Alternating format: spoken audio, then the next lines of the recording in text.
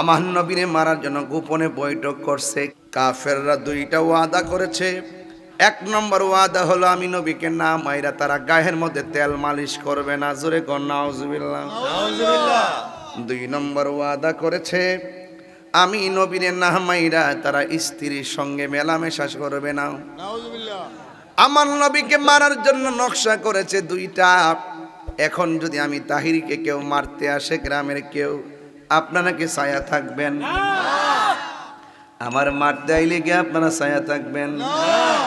আর আমার নবীরে মারার জন্য দুইটা সংকল্প করছে।